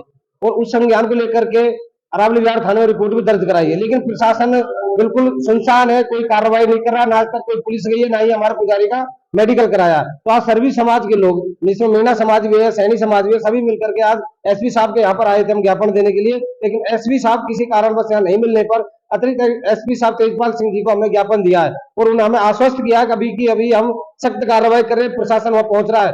अगर प्रशासन इस मामले को संज्ञानता से नहीं लेता है तो हम आपके चैनल के माध्यम से ये चैलेंज करते हैं, 2 दिनों के भीतर या तो प्रशासन ठोस कार्रवाई करे, गुंडे लोगों को वहां से हटाए। 50 लोग आज वहां बैठे और पुजारी वगैरह वहां कोई जाते हैं तो उनको पीट कूट भगा देते हैं वहां से। नहीं तो हम फिर हमारे स्तर पे एक बहुत बड़ा आंदोलन करेंगे और उसका जिम्मेदार पुलिस प्रशासन और राजस्थान सरकार होगी। टपुगड़ा थाना क्षेत्र में 19 वर्षीय युवक की जहरीला पदार्थ खाने से जान चली गई। जानकारी के अनुसार नगर क्षेत्र का निवासी मोनू प्रजापत अपने दोस्त नरेंद्र के साथ टपुगड़ा में किराए के कमरे पर रहता था। टपुगड़ा की होंडा कंपनी में उसकी सहायक के पद पर ज्वाइनिंग थी, लेकिन मोनू ने गत देर रात सेल्फोस खा लिया। जब उसने दोस्त को यह जानकारी दी तो परिजनों की सहायता से पहले टपुगड़ा और फिर अलवर जिला अस्पताल में भर्ती करवाया गया। यहाँ उसने उपचार के दौरान दम तोड़ दिया। वहीं नरेंद्र शर्मा ने बताया कि मोनू की पड़ोसी महिला मित्र ने उससे बात करना बंद कर दिया था और ऐसे में वह तनावग्रस्त था। इस मामले में यह भी गौरतलब है कि टपुगड़ा के किसी खाद बीज विक्रेता ने उसे आसानी से जहरीले पदार्थ सेल्फोस का बेचान कर दिया। मृतक का नाम मोनू प्रजापत है। घटना कल रात को 12 बजे हुई है इसके साथ। इसने क्या है कि सेल्फोस की गोली खा ली थी, तो इसके जो दोस्त है उसने मुझे बताया कि भाई तेरे साड़ा ने ऐसे मतलब गोली वगैरह खा ली है, तो फटाफट आ जा। तो मैं वहाँ गया। वहाँ जाने के बाद मैंने देखा उसकी हालत थोड़ी गंभीर थी, तो मैंने बोला बन भाई चल इसको हॉस्पिटल ले चलते हैं। मैं पटौदिया हॉस्पिटल में गया। हॉस्पिटल में जाने के बाद वहाँ तो वैसे ही बैठे थे वो, जो मैंने सोचा मन की इनसे बस की बात नहीं है। मैंने बोला भाई इनके एक इंजेक्शन लगा दे फटाफट, फिर हम अलवर जाएंगे। ठीक है भैया। उन्होंने इंजेक्शन लगा दिया। फिर हम सीधा अलवर आए। अलवर गवर्नमेंट हॉस्पिटल में भर्ती कर दिया। रात को बढ़िया रहा। सुबह से ज़्यादा कंडीशन ख़राब थी उसकी। आज दोपहर 2:30 बजे के आसपास? हाँ, आज दोपहर में कम से कम 2:30-35 के समथिंग दम तोड़ दिया। क्या कारण सामने आया कि क्यों? कारण तो सर वो मुझे बताता ही नहीं था। मेरे से कुछ भी काम, मतलब बाइक ले जानी, पैसे ले जाने, कुछ भी काम था लेके जाता था, बताता नहीं। मेरे को नहीं बताता कुछ भी। जैसे आप उसकी मतलब उसकी सिस्टर थी, वो भी उससे पूछती थी कि भाई इतनी देर कहाँ लगा थी, क्या कर लिया, वो कुछ नहीं पता था। उसने सेल्फोस खाया है और उसने मेरे को बता के भी गया है कि मैंने यहाँ से इस दुकान से सेल्फोस लिए और उसकी सेल्फोस हमारे पास रखी भी, उसने वो दरी के नीचे रख रखी थी। अकबरपुर थाना क्षेत्र अंतर्गत अहमदपुर गांव में विवाहिता की फंदा लगने से जान जाने की घटना सामने आई थी। इसके बाद पीयर पक्ष ने आरोप लगाए थे कि विवाहिता को दहेज के लिए प्रताड़ित करने के कारण उसने आत्महत्या की थी। वहीं मामले में 1.5 माह बाद भी कोई कार्रवाई नहीं होने से आक्रोशित परिजनों ने सीओ ग्रामीण डॉक्टर पूनम का घेराव किया। जानकारी के अनुसार अहमदपुर निवासी 22 वर्षीय नीतू जांगड़ का विवाह 9 फरवरी 2023 को अहमदाबाद के जितेंद्र जांगड़ के साथ हुआ था।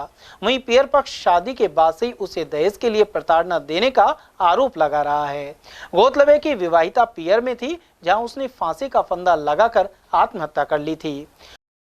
यहाँ पे है ना, हमारी लड़की को इन्होंने वही कर दिया, तो हमारी कोई सुनी न रहे। वो भी बिल्कुल नहीं सुनती, ऐसे बोलती मैं क्या उसको जान से मारूं। हम जान से मारने की थोड़ी ना बोल रहे हैं, हम ये बोल रहे हैं उसको न्याय दिलाओ। लड़के की माँ तो आई नहीं, लड़के को भेजी। सारी गलती तो लड़के की माँ की है ना। दोनों माँ बेटा की गलती। हाँ, ये किसने धमकी दी है? ये मैडम ने दी है हमारे धमकी। ये तो मेरा परिवार है, ये तो साथ रहेगा ही। हाँ, सीओ मैडम ने धमकी दी, इसलिए पैसे खाली होंगे, हमारे पास तो पैसे नहीं, हम तो नहीं देंगे, हमारे पास है ही नहीं। तो मैंने तो सारे पैसे बेटे की शादी में लगा दिए। ननद है ना, ननद भी टॉर्चर करती थी, तू ये नहीं ले आई, तू ये नहीं ले आई। लड़के की माँ भी टॉर्चर करती थी, लड़के ने ये बोला। मैंने तो ऐसे सोचा था फॉर्चूनर लेके आएगी, जब पहले ही बोलते थे ना फॉर्चूनर ले कि वही तो हम करते ही नहीं रिश्ता। गाड़ी की मांग की उन्होंने, गाड़ी की भी ऐसे बोली कि भाई हमको गाड़ी नहीं लेनी, हमको कैश लेना है। फिर बाद में गाड़ी की भी बोली उन्होंने।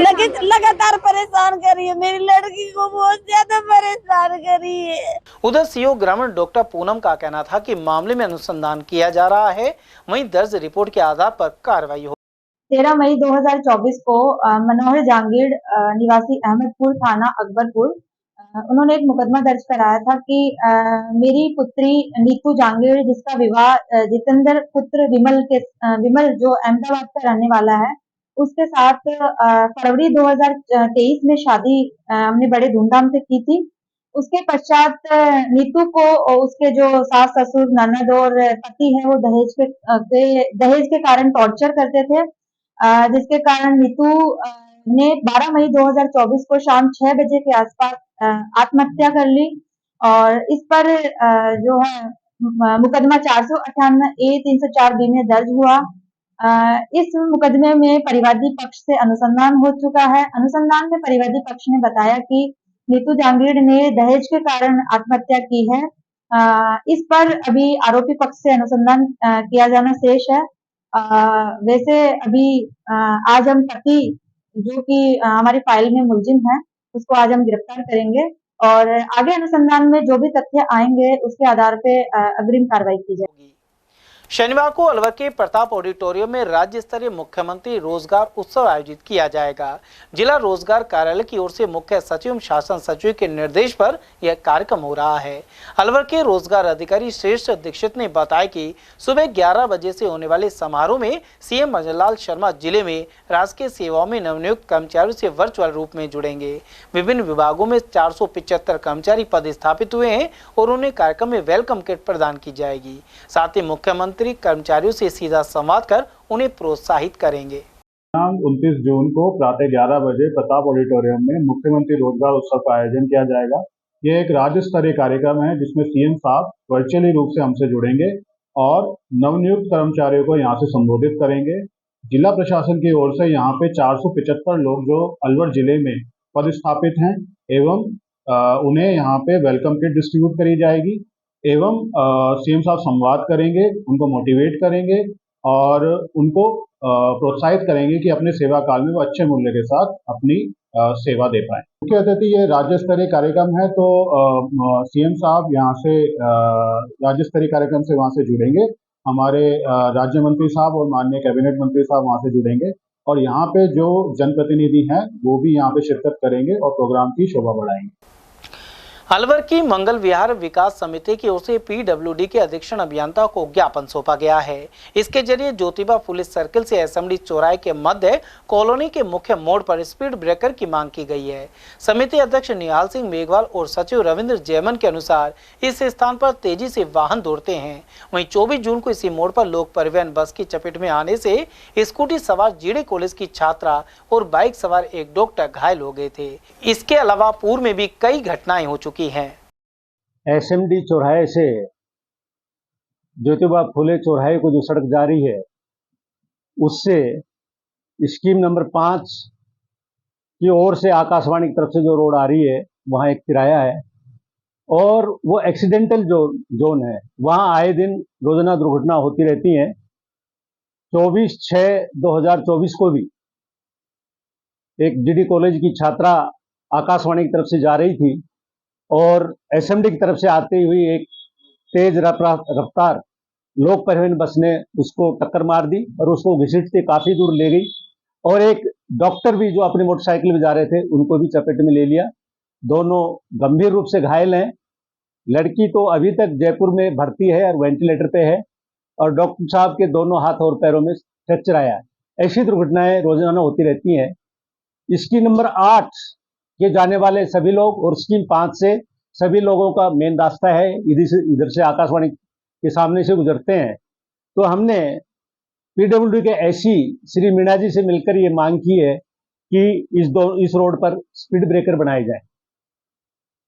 इससे पहले जो ट्रैफिक के डीएसपी हैं श्री संजय आर्या जी, उससे भी मैंने मिलकर ये बात कही थी कि स्पीड ब्रेकर बनवाए जाएं।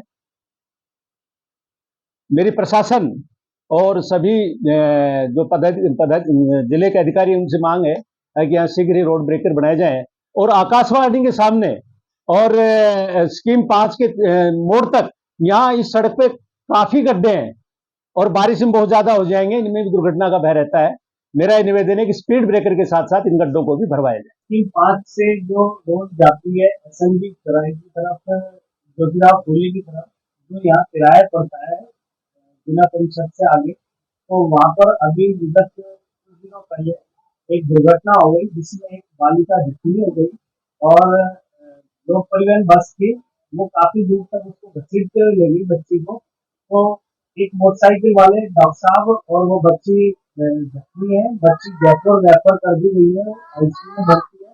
और मैं प्रशासन से, अधिकारियों से ये जायज मांग रखता हूँ, वहाँ पर एक डिवाइडर बनाने का जल्दी से जल्दी प्रयास।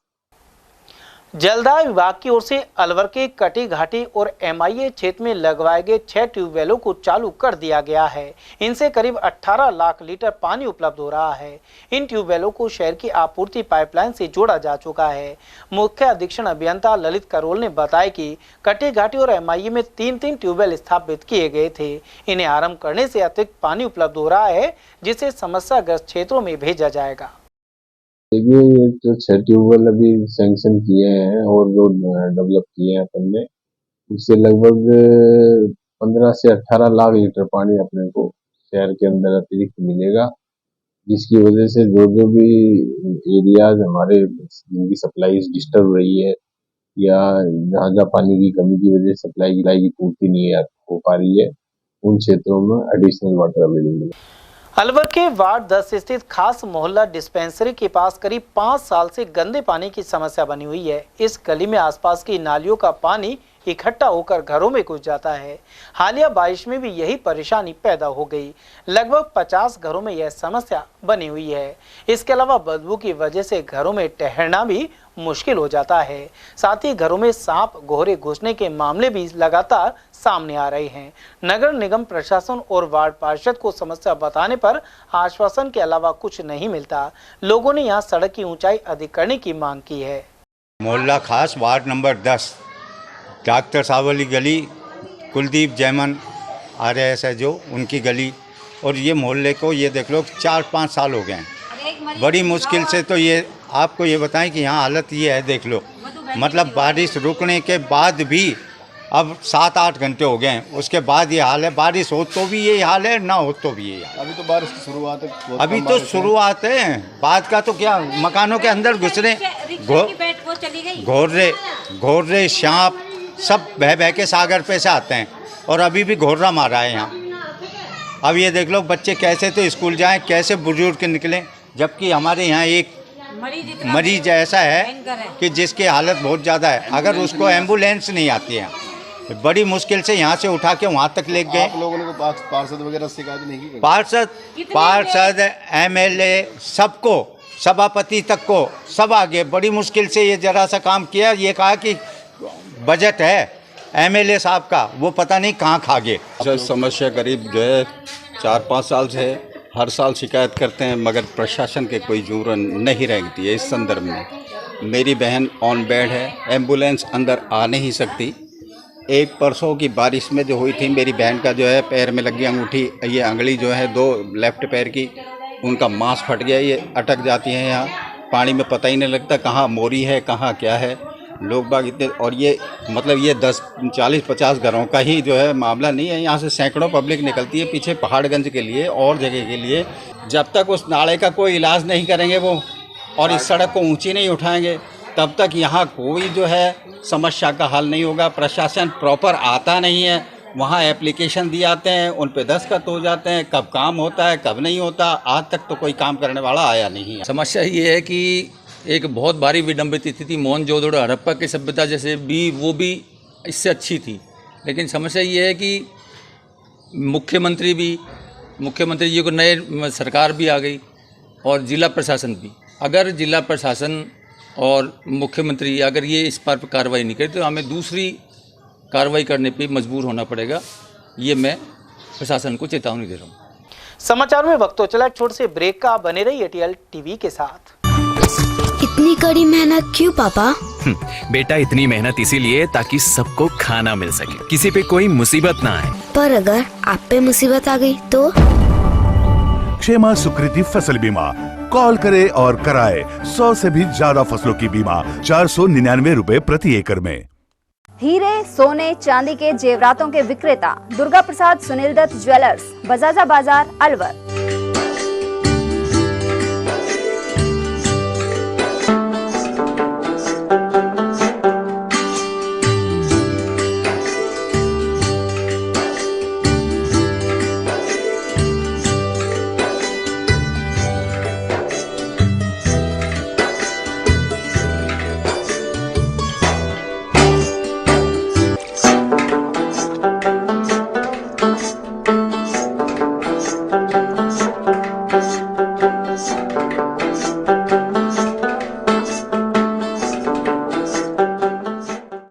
सोने चांदी के जेवरातों के विक्रेता दुर्गा प्रसाद सुनील दत्त ज्वेलर्स, बजाजा बाजार, Alwar.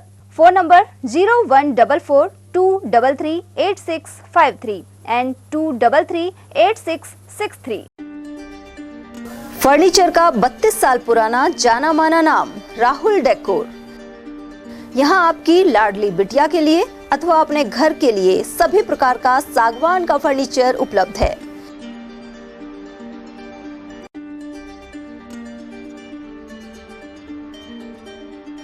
Double bed, dressing table, sofa set सागवान एवं कपड़े वाले तथा सेंटर टेबल, भट्टी कलर, स्टील अलमारी, ब्रांडेड एवं सॉफ्टी फोम के गद्दे आपकी नाप तोल से बनाए जाते हैं।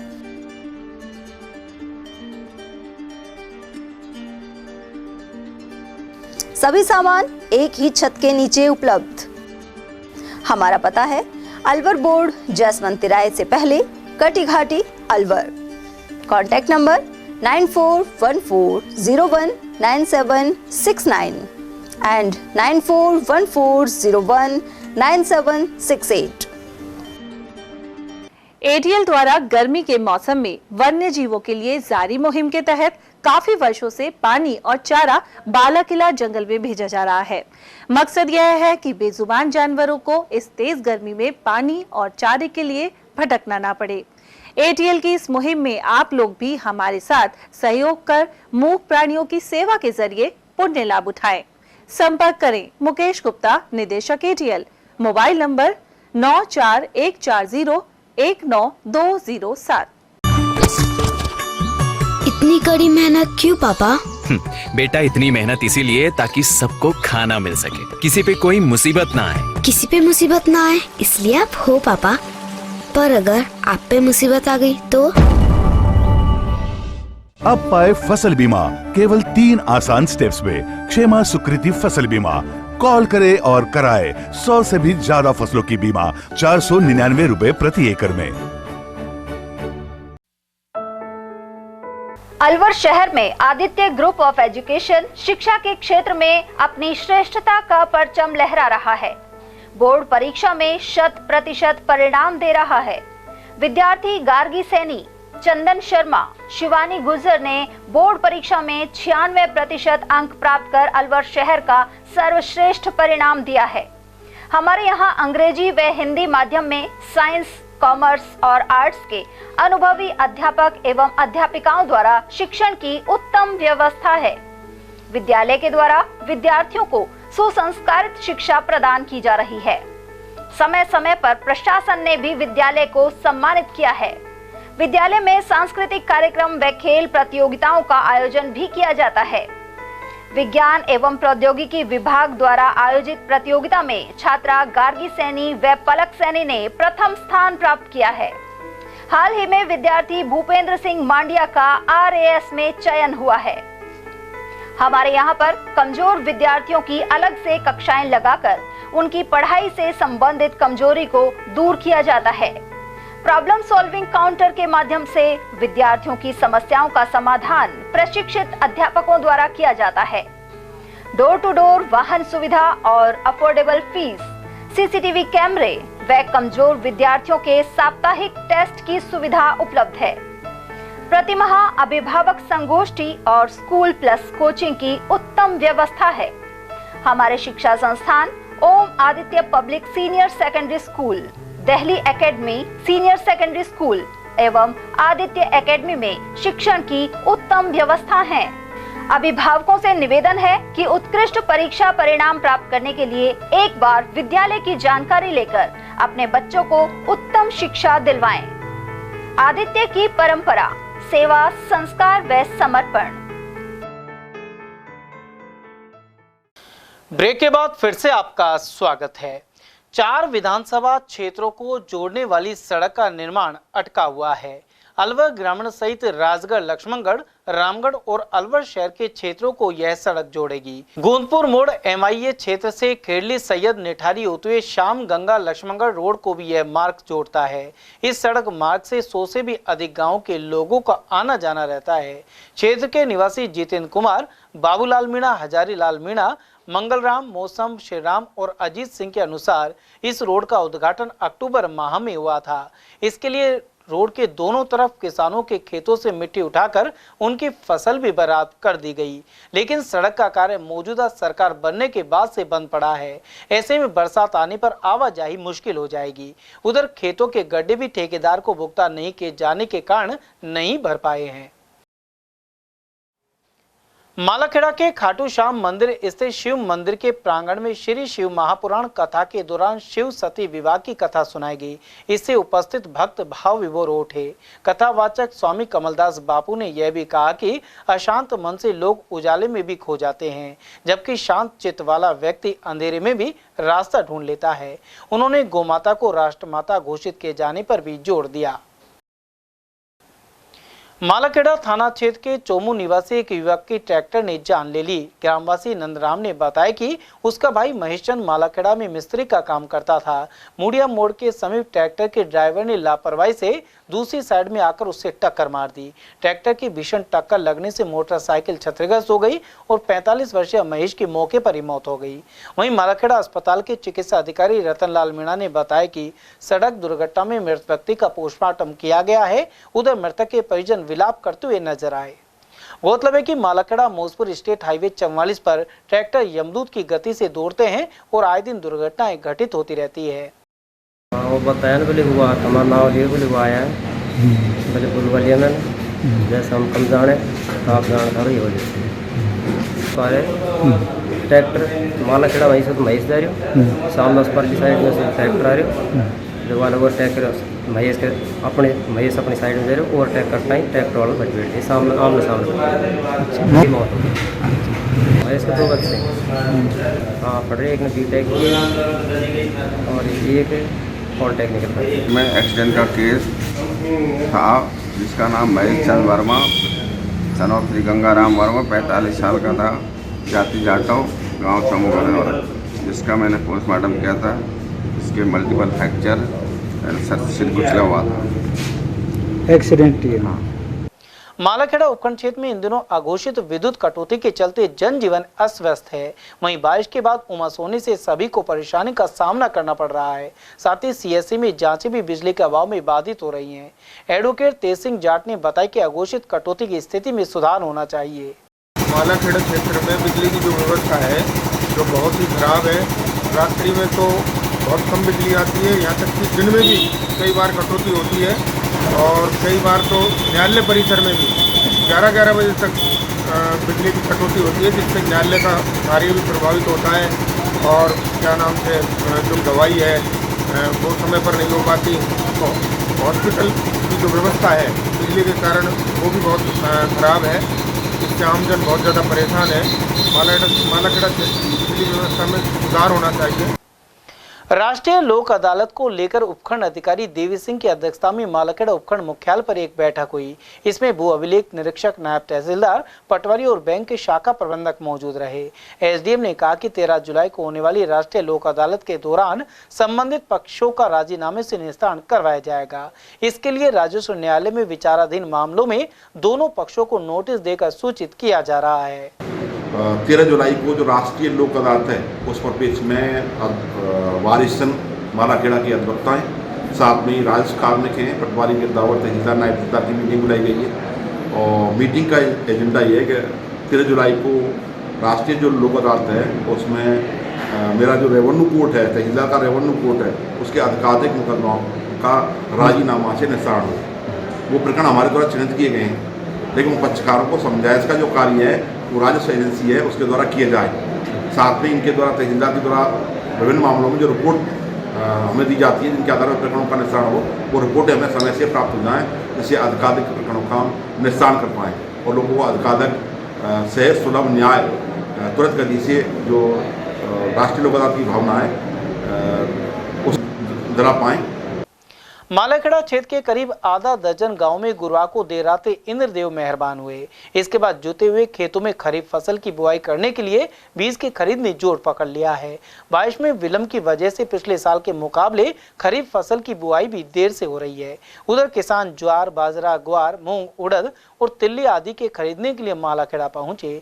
उधर रमेश चंद सैनी ने बताया कि किसानों को खरीद के बाद प्रमाणित बिल भी अवश्य लेना चाहिए, जिससे किसी प्रकार की धोखाधड़ी नहीं हो।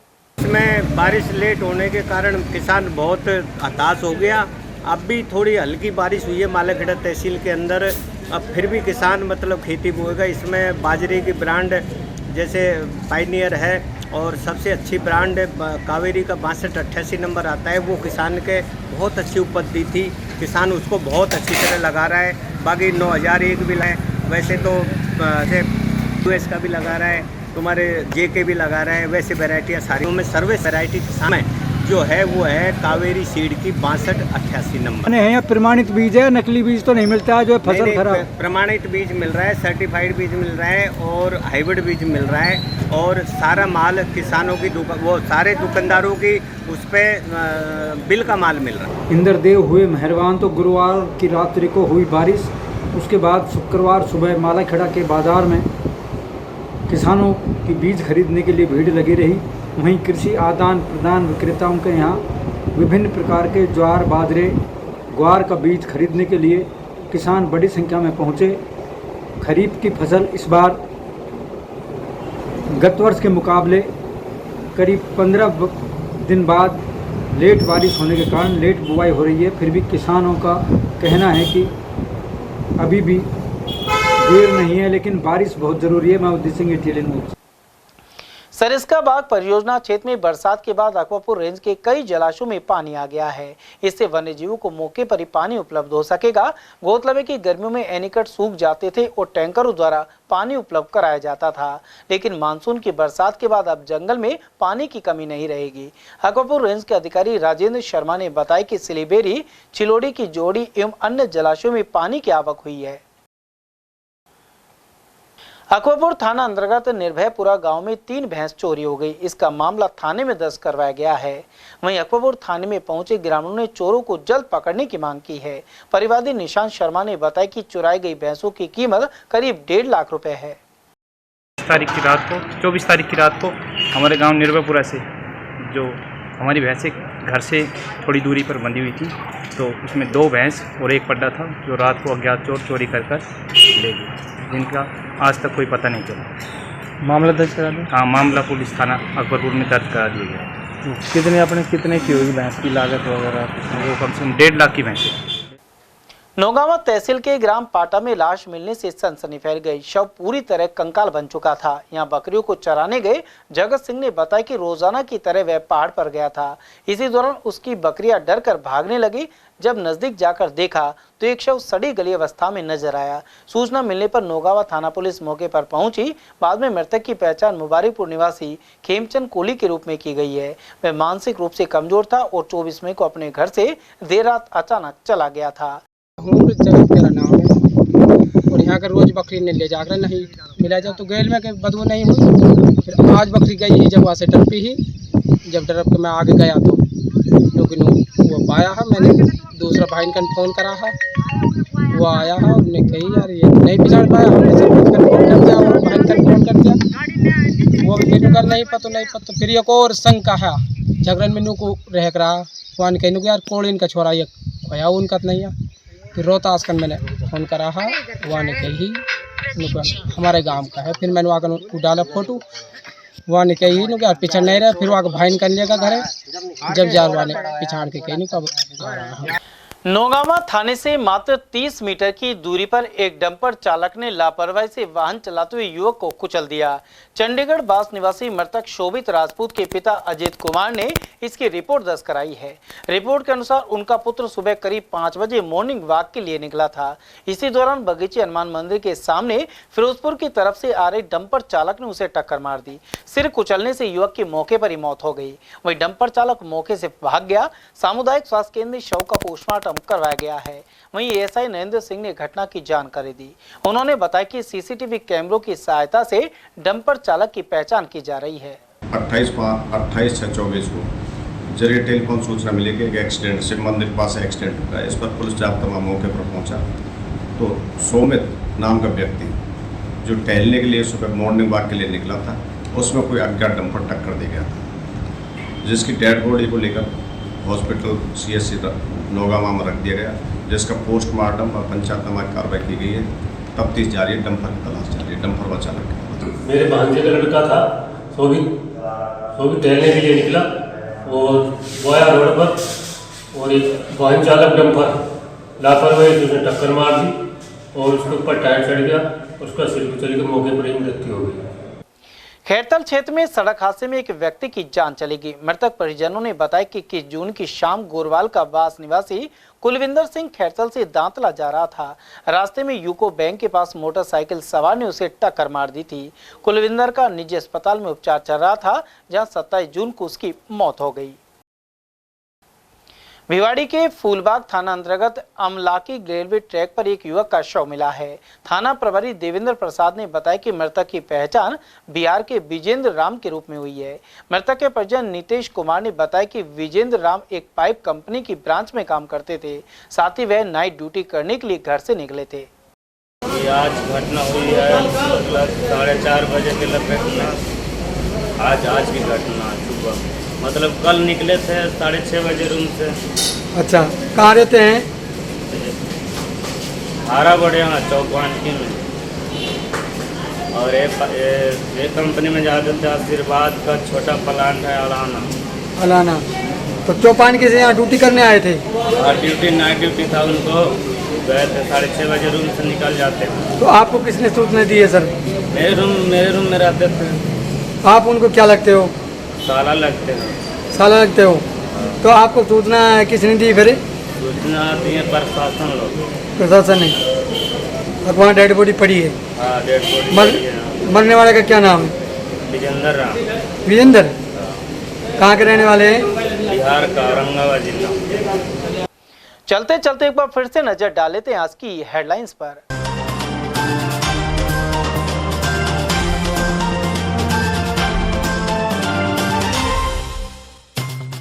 टीला खोदा तो प्रकट हुए मनमोहक श्री हरि विष्णु। कठुमर के तसई में प्राचीन प्रतिमा निकलने के बाद दर्शनार्थियों का लगा तांता। प्रतापबंद मोक्ष धाम में मृतक महिला की अस्थियां गायब होने से भड़का आक्रोश। पुलिस ने एक सफाई कर्मचारी को किया गिरफ्तार। उपभोक्ता भंडार दुकानों के निर्माण में खामियों की खुली पोल। बारिश का पानी भरने से हुआ खासा नुकसान। और सरकारी जमीन पर पूर्व सरपंच के अतिक्रमण पर चला बुलडोजर। बहादुरपुर में कार्रवाई के दौरान मौजूद रहा भारी जाब्ता। समाचारों में आज के लिए बस इतना ही। दीजिए पूरी टीम के साथ रविंद्र तिवारी को इजाजत। नमस्कार।